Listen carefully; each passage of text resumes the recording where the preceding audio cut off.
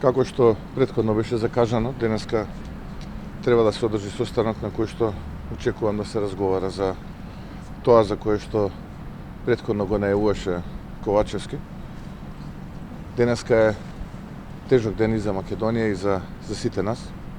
Нема зборови со кои што можам да ја изразам состојната болка. Нема зборови со кои што може да се изрази болката, а истовремено да се утешат најблиските кои што за жал изгубија двајца луѓе, драги луѓе. И навистина представува за мене тежок момент и како родител и како човек. Посебно сум разочаран и згрозен од тоа што бев избрифиран, а и делумно го гледав, а што представуваше пресконференција на оние двајца луѓе пред некоја минута. Таму слушнавме енциклопедиски информации без ниту еден конкретен доказ, без ниту нешто кое што МВР требало и обвинителството да го превземат. Тежок ден и навистина мое големо сочувство најдлабоко сочувство до семејствата на трагично загубените човечки животи. Со какви позиции влегувате само уште и на лидерскава средба? Познати се, но дали очекувате договор? Па немаме други позиции, освен оние кои што беа во јавноста кажани. Очекувам да бидам дел уште една гимнастика да слушнам од страна на Ковачевски и владините партнери. Јас побарав лидерска средба во формат кој што тие ќе го изберат уште многу одамна. Правеа обиди за политички гимнастики повеќе недели, за да на крај повторно завршиме не на таква лидерска средба. Изгубеното време не можеме да го вратиме. За жал тоа изгубено време не кошта уште некоја недела неспособна и криминална власт. За неколку месеци од денеска ќе дојде крај и ќе има одговорност. Како ја коментирате изјавата на Обрајан дека не би купил ни кола од човек како вас, не па да ве гласа?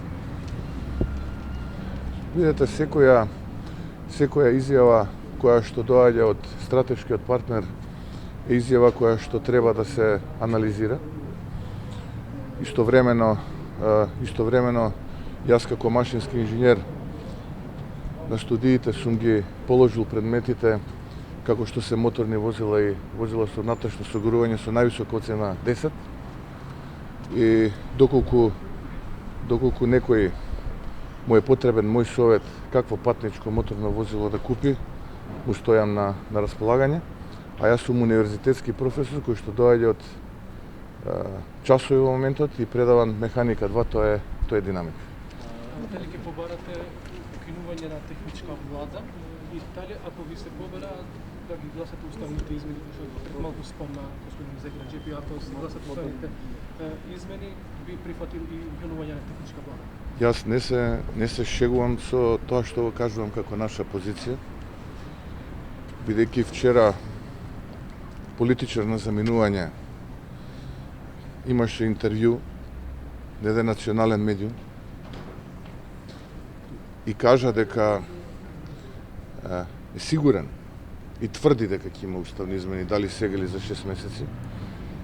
Ево, јас ќе ви кажам дека уставни измени нема да има, додека немаме јасен европски пат и додека не видиме јасно поместување на хегемонистичките и асимилаторски политики на нашиот источен сосед кон македонската заедница во Бугарија.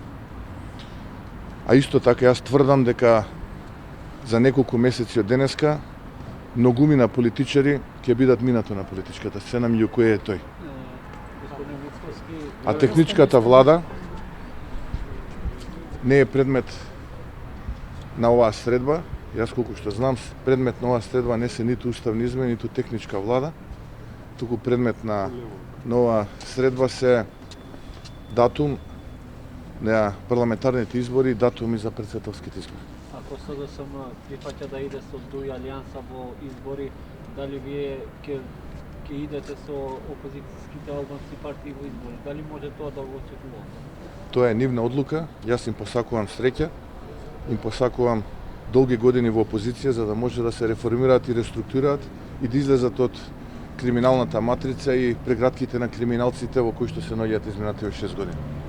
Војното убиство ја стави во сенка лидерската следба денешното што реализирате. За жал да, за жал тоа што го слушнавме камерите вчера, може да- тоа што го слушнавме вчера, навистина беше лоша вест за сите нас.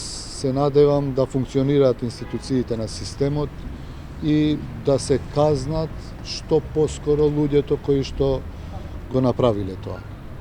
Што очекувате само кратко од лидерската? Вашите позиции за лидерската. Позициите, ние сме синхронизирани партиите од владата.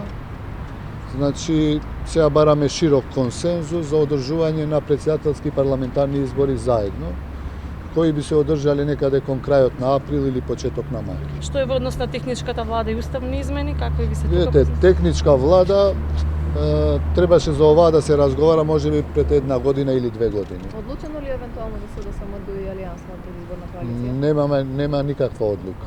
Дали го решивте проблемот со ДИК, дали останувате на позицијата ваш да е членот и дали добивте подршка од СДСМ?